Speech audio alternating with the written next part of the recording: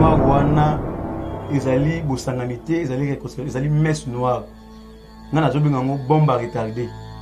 Donc ceux qui sont peuple congolais tout ça distrait et le moment où s'est passé dans mboka à travers Batouana en 2023 et que c'est passé avant 2023 pour se préparer se préparer coup d'état se préparer comment éliminer les chefs de l'état physiquement parce que ba luki na manière nyoso na osanga na service de renseignement ba activer musa bango d'une manière professionnelle parce que l'heure est grave.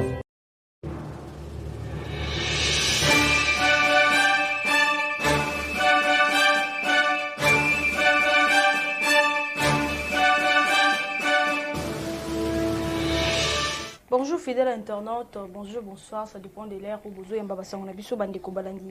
Tindika Télévision, encore une fois, merci pour la fidélité à cause de toujours pour nous merci à cause s'abonner na bandeko ezali mbala libuso pour nous kota na kati ya chaîne ezali ya Tindika Télévision vous continuez à s'abonner et à partager à liker et à s'abonner encore une fois de plus remerciement na ba boss na kombo ya papi Kelina rifan ki sombe na bosanité ba soutenir na kombo ya Luka Lucas mon vieux Luka Lucas Jésus na kata Londres maman Jelinda ya quand même futur député na 2023 ba mbote et si que zomi yo na bosanité ser na mama wetu maman na Didi Girl depuis Angleterre na bosanité ba nyoso soutenir biso bo continuer ko zala pour na biso peut toza toujours là pour na ko informer bi peut ko yela bino o ezali ba analyse ya mboka na biso.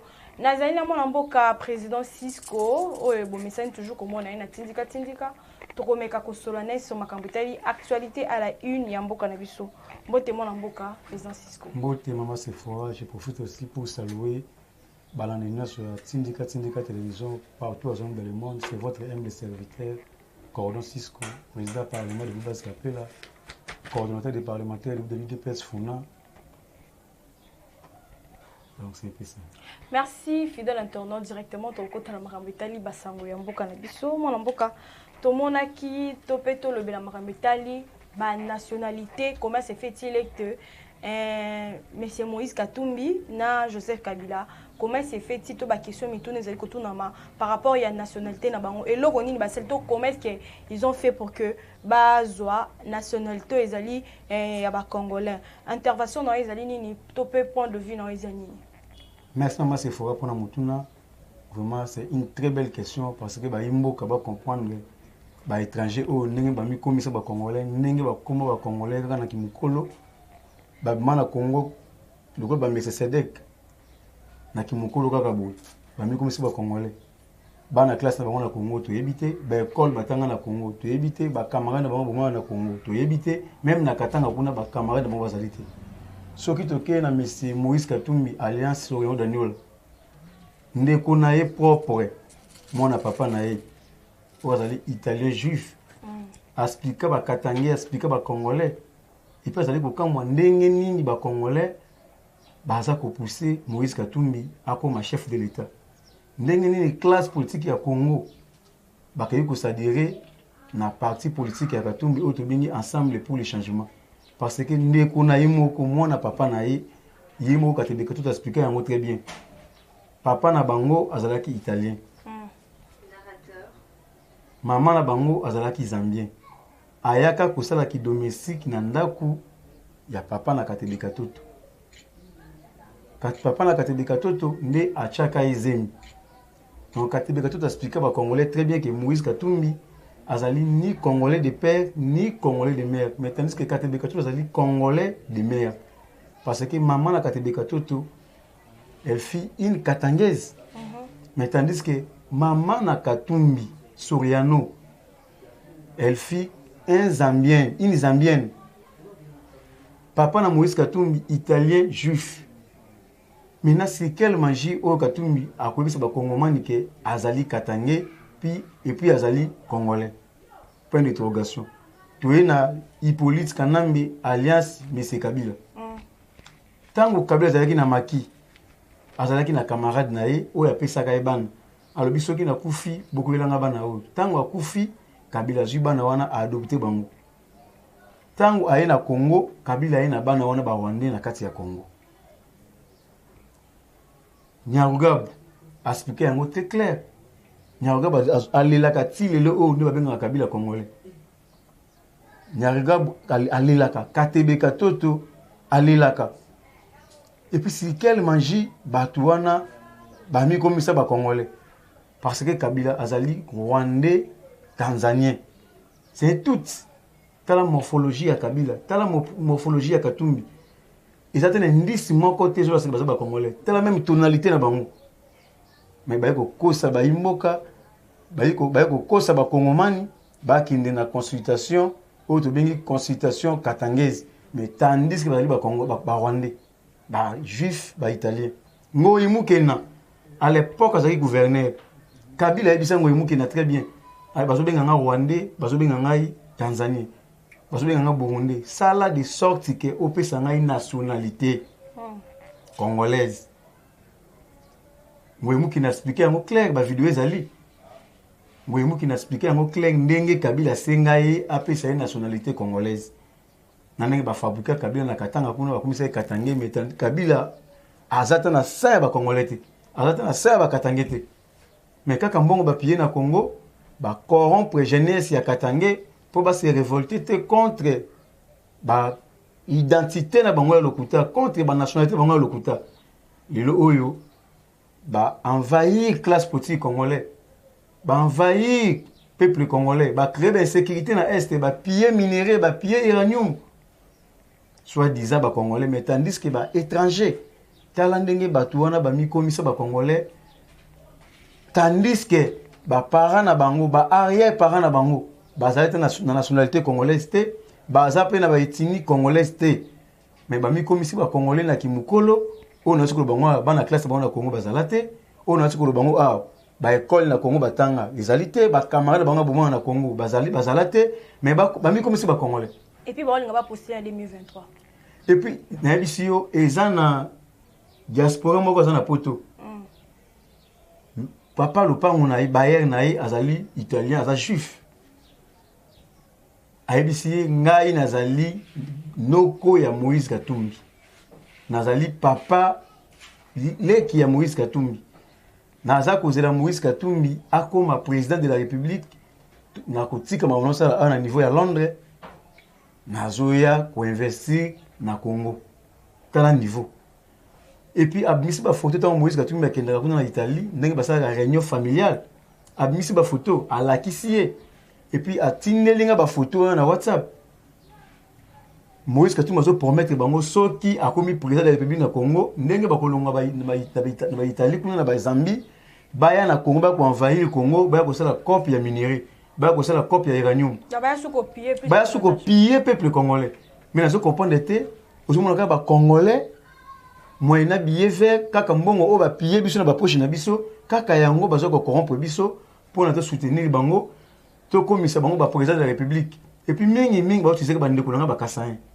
Soit on ba Francis Kalombo ba Kassain, soit on tali ba Pérou Loire, soit disant quoi Kassain, soit on tali ba Mike Mokeba ba Kassain, donc ba utiliser beaucoup plus ba Kassain. Or que soit on tali bien un régime ya Mobutu pendant 32 ans Mobutu, tout sikala comme le sika mo côté équatorien a bundisa Mobutu, a finga Mobutu, a critiquer Mobutu.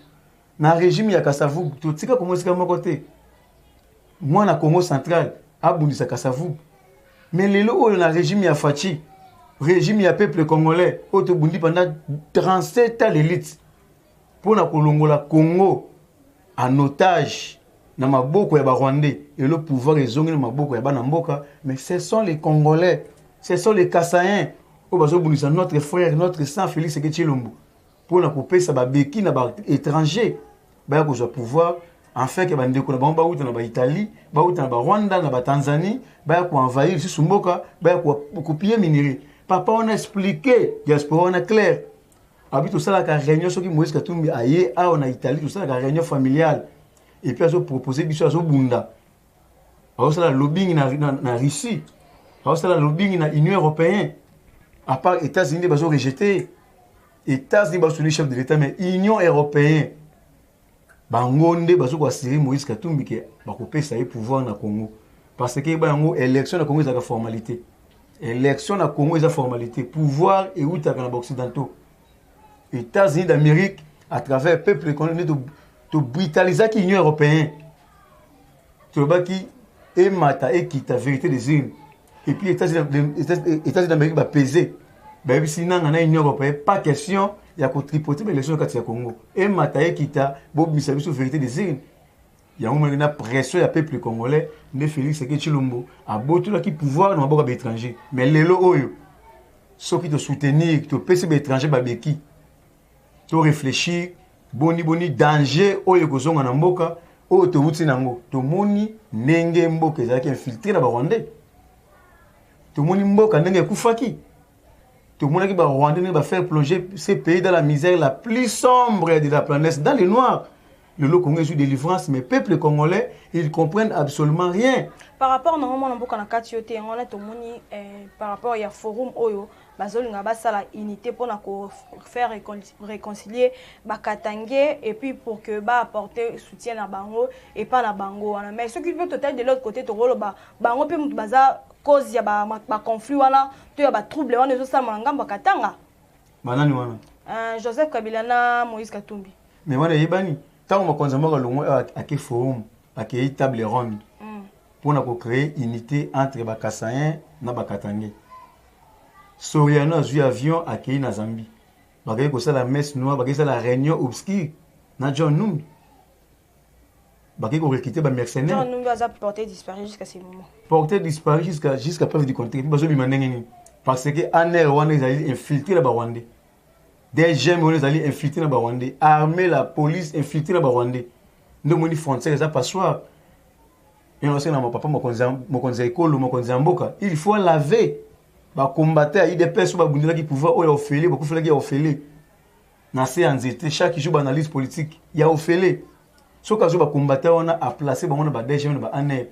À combien plus forte raison tant ba trahir mboka te ya offelé ba bundeli mboka offelé, moyena billet vert muto ya boy a corrompre a trahir mboka. Frontière on est vous allez blender et puis ba ini o ba étranger o ba ndoki o miyibi o la frontière te forum wana ya table ronde sur qui réconciliation ils allaient réconciliation te ils a eloko oyo et salamaki na lingo salama na Ukraine tant autant alingaka poser base na kasa Ukraine ndio molaki Poutine a belaki mongo makasa bi non faut na frapper eloko oyo pour Poutine a dit que ce qui base wana hôtel va na Ukraine pour Ukraine les alliés frontière entre Russie na Ukraine.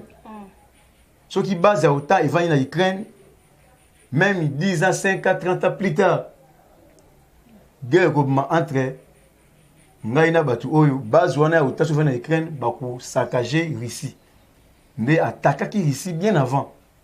Et l'autre, Bakayé Kosala, à niveau ya Katanga, ils allaient préparer coup d'État, ils allaient préparer comment enterrer le Congo, ils allaient préparer comment affaiblir le Congo.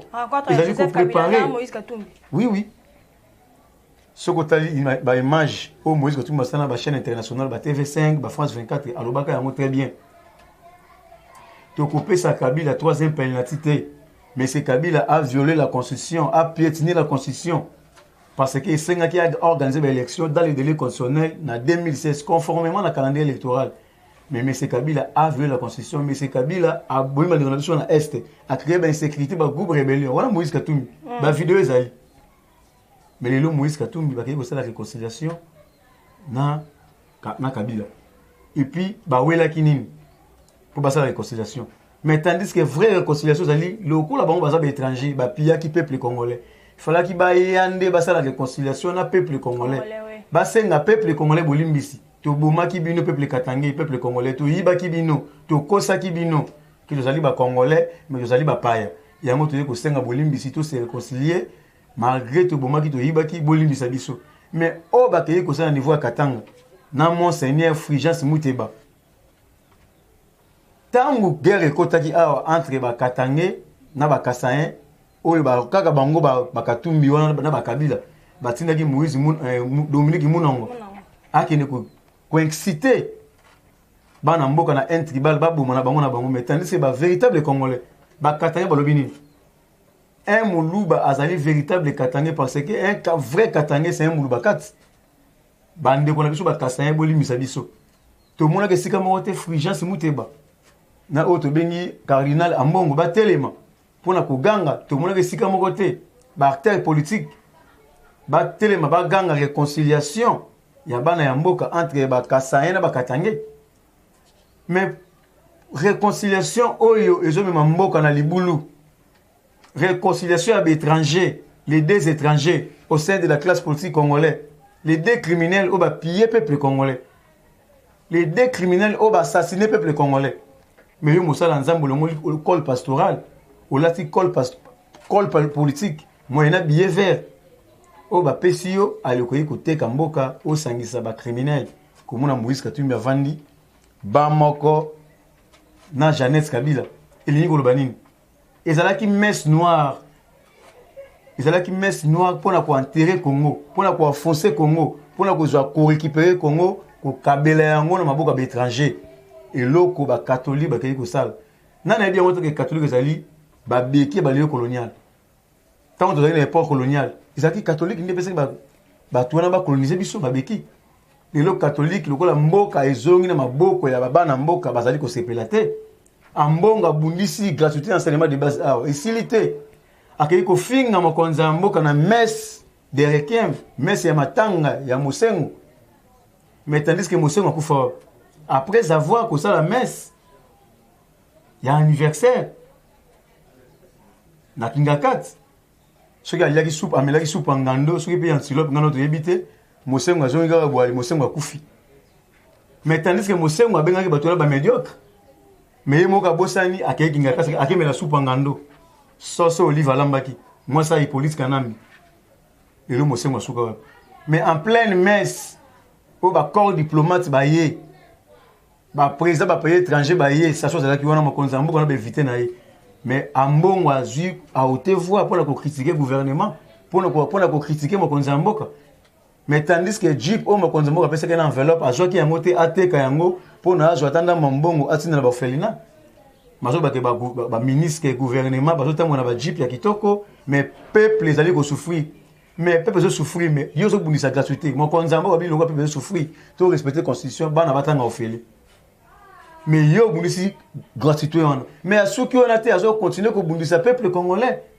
et puis assurer bango que na soutien ko soutenir les étrangers pour pas qu'on a pouvoir et mon mboka yango na senga na peuple congolais na éveil de la conscience na senga na peuple katangé na éveil de la conscience na bi que mbongo ba piyaki ba minerai ya Congo na kati ya Katanga bazwa ki yango ba tia yango anje pour na kosombe la peuple katangé masanga pour que bande ko nga Katanga balinga mingi komena masanga babi que congolais linga mwasi alinga discrétion linga masanga tika to distraire bango bazu ba entreprise ba supu na tolo ya ba zododo bateli bato ya ba diamba bomela ndenge bolingi muto kanga muto bila diamba na balabala zalite supu na tolo ba indie boteka supu na tolo mais to moni Némi Moulanya lobi quand même retour ya pouvoir ya Joseph Kabila était bande ko toto s'apprêter par rapport à chef de l'état et ya Joseph Kabila na pouvoir Némi Moulanya zo lever debout constitution les wana o basaki na Moulayi na munene ya Kabila et kola déjà Kabila sénateur à vie.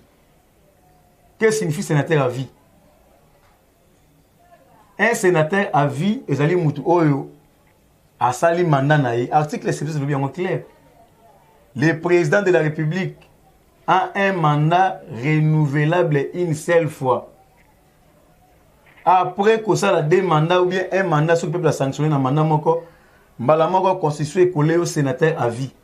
Kabila nenga zali sénateur à vie kino liwa na ye akotika laka ko postuler akotika laka ko participer te na processus électif ou bien processus électoral.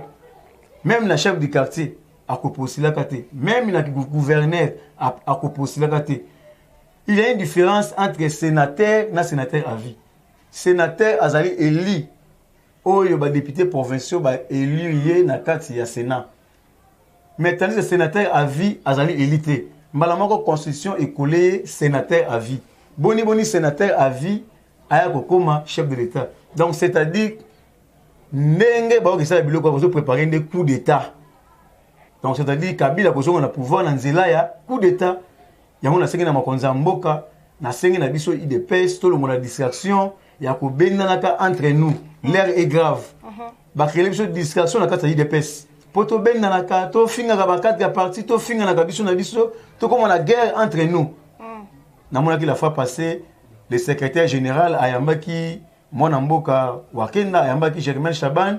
Namonaki la fois passée le secrétaire général akendaki invité ya Paul Chilumbo na terre jeune pour l'avocat à Liban na sepeli na unité on a au sein de l'IDPS parce que na boka bwa ntokolonga te mais na ba moko tokolonga surtout misi kombo ba pesa ta muta ba paquet ndenge za dans l'ensemble bon ba mazinyo so abuka yango atam banzi moko te kobukana mais soki okongo bisa kombo banzi moko okobuka yango c'est-à-dire que batuana bazali na préparation ya coup d'état par rapport à retour ya Kabila ya coup d'état ce que bino bande ko to pe bino bato bozo ça la partie ya UDPS to ba parler de matin de bozo c'est préparé na nini to tata ekolo azolo banini par rapport ya retour ya Kabila na pouvoir na coup d'état mokonza mboka ndenga zali wana yefa asala musala malamu oto bengi bonne gouvernance peuple alia malamu amela malamu azwanzela ya malamu na oto banzela azwa courant ya malamu ndinga sombaki ba câble ya kuwana banini mais malgré bavandisi yango kuna na concession mona niveau ya lukunga kuna ba coffre yango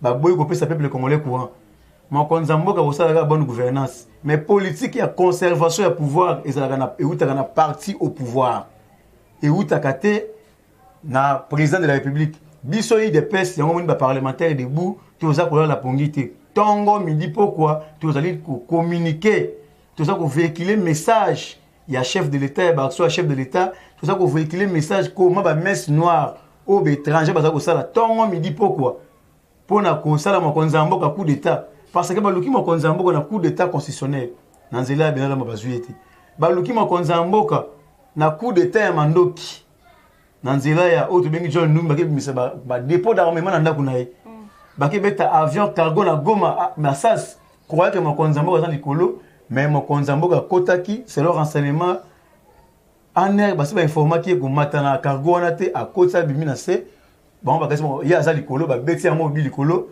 le chauffeur na maréchal na ba mituka na blindé na ba garde na ba kufa nyoso ba zo mutu ya mokonza mboka parce que soki lipambo lieza munane bitumbeza ka munene mokonza mboka ba lukier na ba coup de tête na nzela ya poison à travers caméléon mais banda caméléon akenda prison Covid-19 ici là Monseigneur Moulumba Gérard akufa soit disant Covid-19 zo ngande poison Jacques Ilunga akenda ba et plus ba conseiller mokonza mboka na présidence basili Nicolas na moni se calmer et se calmer banda ba écarta mutu na présidence nyoso ezali plan ya ba étranger baza ko sepelate ndenge mokonza mboka zo ko améliorer conditions de vie ya peuple congolais bango balingaki batingama na pouvoir balongola Congo na carte d'Afrique ba effacer Congo na monde donc histoire Congo ezala te ezali plan ya euta banda le 17 mai tango musée Kabila ayaka na ba Rwandais c'est l'accord de l'Émirat parce que accord wana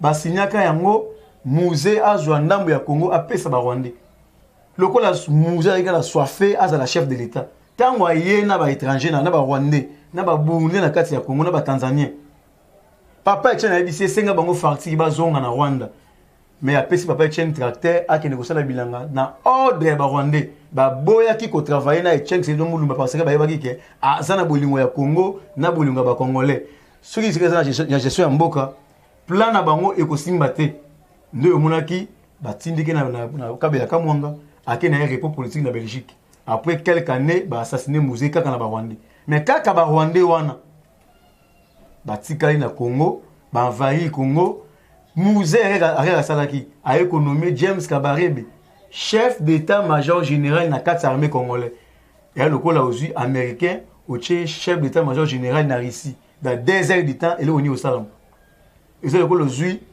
un russe au chef d'état-major général na Ukraine ou bien États-Unis d'Amérique et ko simbate mais biso ezwa temps pendant plusieurs temps James Kabarebe, chef d'état-major général na quatre armées congolais, tandis que Rwandais de père et de mère, Bizi Makara, ministre affaires étrangères na quatre ya Congo na régime ya musée. Au moins c'est que batouana ba Rwandais, au lieu ba Congolais ba une formation. Ba Rwandais ba qui formation na Chine, ba qui formation na plusieurs pays, formation militaire. Tant ba ko envahir armée congolais. Jusqu'à ce moment, bazali ebele mokonza mo azo se pulmoner pour la guerre na est ici la créer ba stratégie nyonso mais ko comprendre que armée congolais ils ont infiltré na degré moko ko sakanate tant on a dans l'opposition biloko on a tout ayebaki yango bien te mais tant on est vendre na pouvoir ayeko comprendre parce que les chefs de l'État azali mutu azali renseigner azali informer koleka tous les Congolais yo lali pongi na do lali pongi makonza ba lali pongi mais ça na ba service oyo bazali ko sala musala ya renseignement pour la kopesa makonza mboka information na temps réel. Et on te demande à prolonger encore état de siège na côté nord Kivu je crois juste pour na marambo etali ba guerre na ba fraude n'ezo continuer jusqu'à ce moment. Mais à quoi prolonger en côté pourquoi? Na niveau ya attends na Côte d'Ivoire. Devant ba Congolais au bazar résident na niveau Côte d'Ivoire. Tant ba assassiner ba bébé na niveau ya est. Tant dans un message wana état d'institution. À côté de la baba, à côté de la miwete, à côté de l'indifférenté. Il faut aller partout à Zoé, parce que c'est une institution. Quand il déplace, c'est l'institution qui déplace. Il y a une différence entre présidence de la République et président de la République. Présidence de la République, c'est cabinet, comme administratif, comme fonctionnaire. Mais tandis que l'institution président de la République, c'est une institution. Tant que j'ai un rapport, il y a un différent. Partout à Rosoma, il faut aller bas. Il y a moi, Sangi Bana Yamboka. Basaki point de presse à l'objet que l'armée congolaise est allée mabé. Ok, ma cambouana tout le bagage yango tongo midi pourquoi? Mais le col à mon konzamboka lobby yango est comme problème. Nenga le bagi mboka ekufa. Mais toyete pour na koyiba mboka, mais toyé pour na kobongisa mboka. Allez bando qui basi yango équipation politique pour na ko diaboliser. Mais ok, congolais le bagi mboka oyo ekufa. Depuis Mobutu mboka ekufa.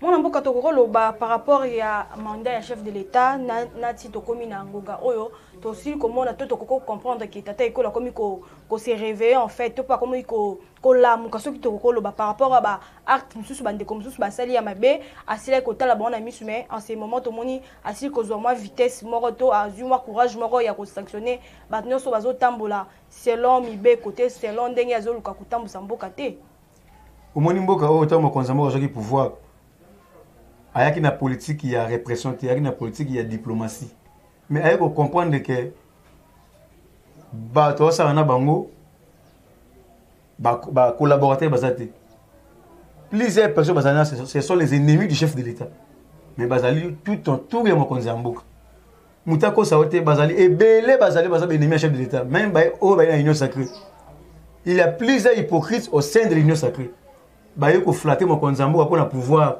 bazo ba kota bazo ba poste ministériel bazo ki DG ba piller sous mbongo ba yiba mbongo pour ba na élection na force mususu mais mo konzambo ka ko comprendre que batu oyo baza na souci ya peuple congolais te batu oyo baza ko baza ba ini ya peuple congolais batu oyo baza miyibi ya koyiba peuple congolais mais mo konzambo ka comprendre que non il a plusieurs infiltrés même la cabinet na ngai même na gouvernement même na ville à Kinshasa infiltré bazali ebele nde mokonzi moko azwi bateau de commandement ya kofrapper parce que kaki na politique ya répression kaki na politique ya diplomatie to travailler ensemble to simana to sangana bana ya mboka to mikomisa bawumbu ya peuple to selaka peuple congolais mais les gens ne comprennent absolument rien parce que peut-être que ils ont eu des pestes bundaki pona le peuple d'abord tant que tobaka le peuple d'abord ezali slogan te ezali pratique mokonzi mboka tanga ina pouvoir akuti ba doubler na ba fictif mbongo leke dans la poche ya famille Kabila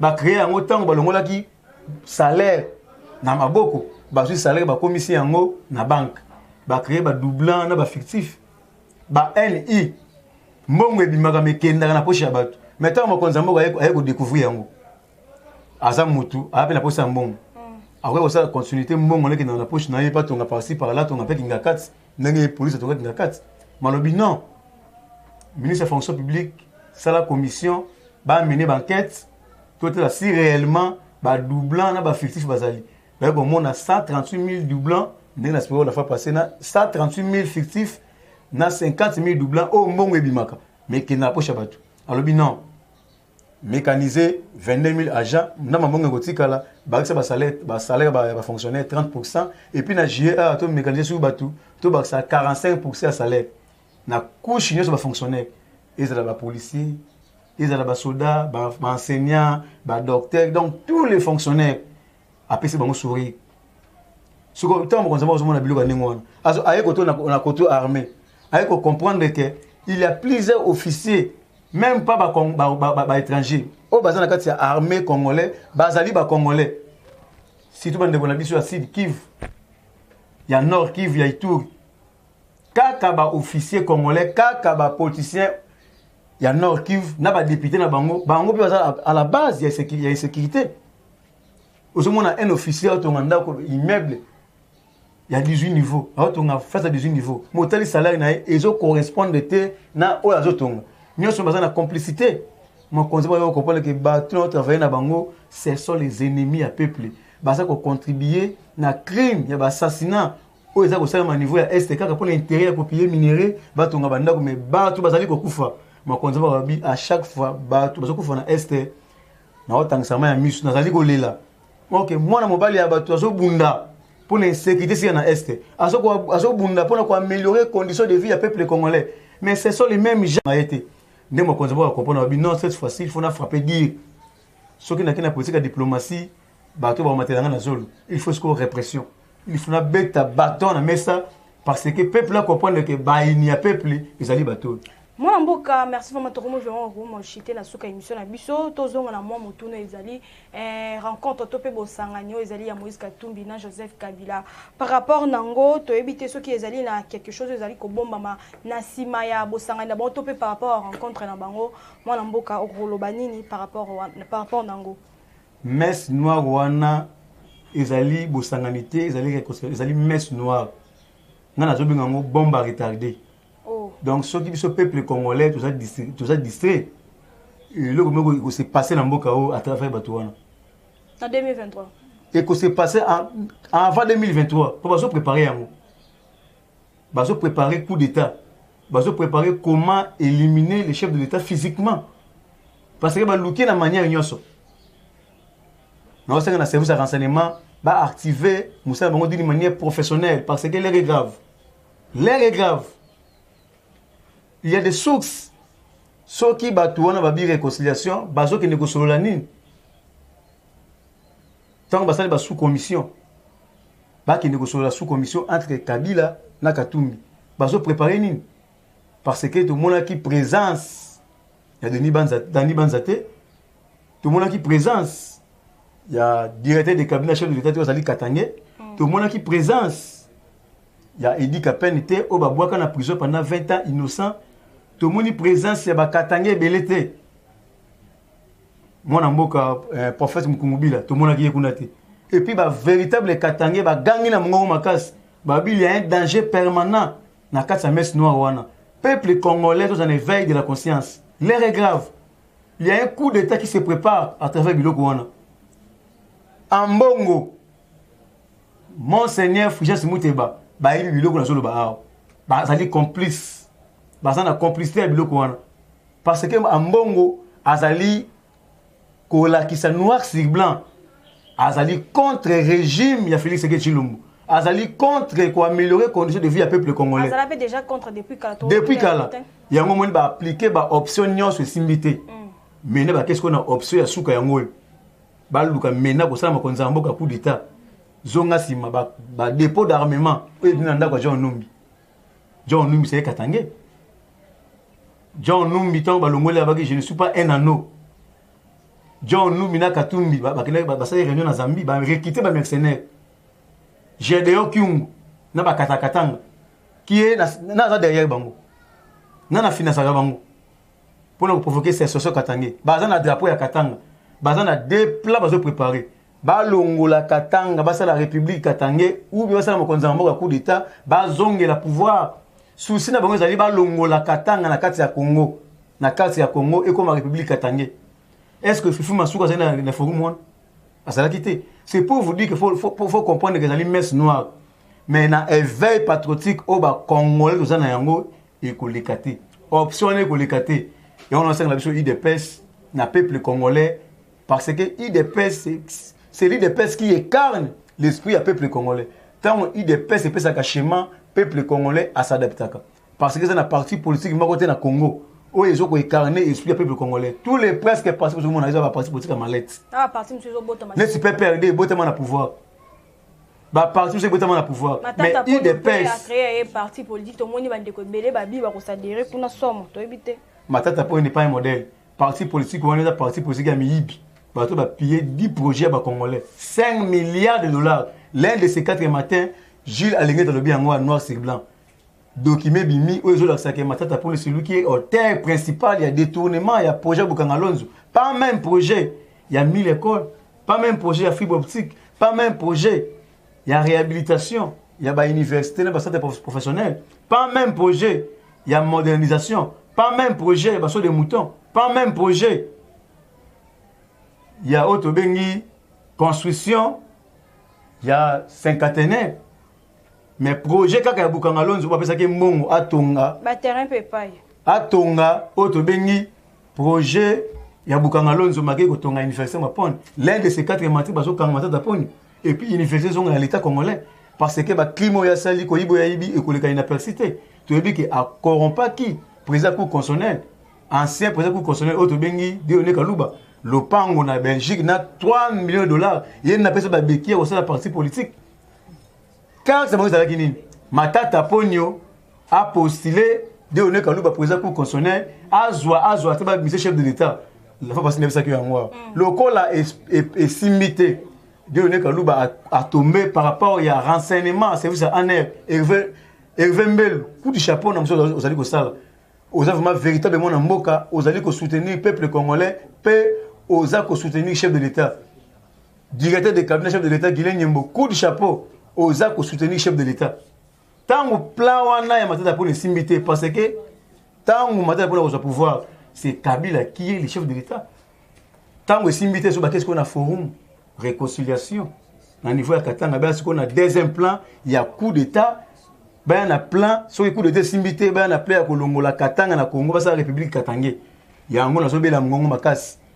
Bato basala plan wana ezali kaka ba étranger bazali ba katangé te bazali ba congolais te bazali ba mesesedek ou ba mana ki mukolo faut comprendre que pourquoi on a biso o to bengi muzitu alongwe na bloc patriotique parce que comme il y a un danger permanent. Mais to moni pe piro loire alobi asengi alobi était tata école ficteur ça c'est que dala que ça y est ba diplôme nanya robima lobake atanga classe moko na tata école ficteur ça c'est que to éviter par rapport ya ba dire na lingi lo ba tata école pe azala moi ba koko so to ko ba kaza ba doute za moi sérieux ou comment. Nga vraiment na niveau na un détraqué mental lo piro loire. Na zo ngamo beta masolo na timi lo ko tuli motu na répondre parce que c'est une séance politique. Il a bête à la musique. C'est un chroniqueur mis à musique. Bah il y a politique, accident de parcours. Moi il a bien fait parce que moi je suis étranger. Bah il y a aussi qui jalé dans la politique. Félix c'est que Chilombo, moi na ya Cheng c'est que ya Chilombo. Bah na nos qui serait d'abota, il était azaté. Admissible docteur, admissible intellectuel. Félix c'est que ça il fait attendre à on a un diplôme d'état à on a la lemba. Na école auto bengi Mokengeli accueilli kotanga na Belgique. À ça gradué dans marketing, à ça informatique en Belgique. So que aucun ICC en Belgique, bah besoin diplôme il y a Félix. So tant que dans l'université de Liège, bah professeur, bah recteur, bah y a maquillé. Et tant que ancien étudiant belge. Fallait tout na Kabila tanga so qui pouvoir na Congo. Classe nini au Kabila tanga ki. Ba na classe ya Kabila na Congo banani. Kabila qui na pouvoir na Congo, pas même diplômé d'état. Aina ba bot. Tala kingo muke soit disant moi na makonzambo quand même pas même santé à mon chef du quartier un Rwandais na kati ya Congo mais ya zala ki wa patu na Kabila diplôme Kabila atika kijalelo Félix azali camarade ya tata na été ya maman na été ya koko na été soka zoli ya mbongo na nzala alors c'est comportement ka na famille moko misère famille pauvre famille misérable ali ya mbongo. Merci mon amboka vraiment to komi na suka émission na biso fidèle internaute mon amboka to lokato zo mali loba suka bambote na yo na numéro pour que to kabwana yo. Le bananga sous les alibos, nazali ko féliciter DG à INPP Patrick Kayembe. Oyo améliorer conditions de vie ya ba ja ya INPP. Banda basala INPP na histoire ya INPP. Nan to mona te ki ba bakisa ba agent salaire ya 300 000 francs congolais. Ezalaka ba 50 000, ba 40 000, ba 30 000, mais lelo oyo Patrick Kayembe oyo azali mona ya IDPS. Oyo azali ko soutenir chef de l'État. Oh, à la opinion nationale, internationale, à outil la politique, il y a le peuple d'abord. À Bakissi Bajan, INPP, 300 000 francs congolais, na salaire Bajan, INPP. Ba retraité, na kata INPP. bazwaka sur le côté. Mais tant qu'il y a à créer listing ya paye, bazwaka moins quelque chose peut pousser bango na ba AVCT, na ba tension T et précipiter liwa na bango T. Il y a on a félicité déjà INPP, il y a on a 5 na peuple congolais. L'heure est grave. L'heure a déjà sonné pour sauver notre patrimoine. Bota na ba étranger oyo. Bazali ko sa ba messe noire pour na ko ternir makonzi ya mboka, pour na ko détruire Congo, pour na ko longola Congo na carte d'Afrique, pour na ko boma Congo. Na sengi na peuple congolais partout aux hommes dans le monde. To simana comme un seul homme, to soutenir notre frère, notre sang, notre frère ndeko na biso ya makila, véritable congolais de père, Félix Tshisekedi Tshilombo. To soutenir ye parce que soki lipamboli ezali munene, bitumba ezalaka munene. Lipamboli na biso ezali Félix Tshisekedi Tshilombo. Pona kozwa ngai, pona ba soutien na bino ba analyse politique, plus de 243 89 68 53 286. Plus de 243 89 68 53 286. C'est votre humble serviteur, Cordon 6 Kocharge Jafuna. Je dis et je vous remercie. Merci Bandeko Balandi, vraiment to komi na suka ya émission na biso. Merci pour Bandeko Bozorateur ya ko partager pe ya ko liker. Merci na biyu. Oya Zaki na sima caméra na réalisation Maître Zaya Dio. Quant à moi, vraiment on se revoit la prochaine numéro. Ciao ciao.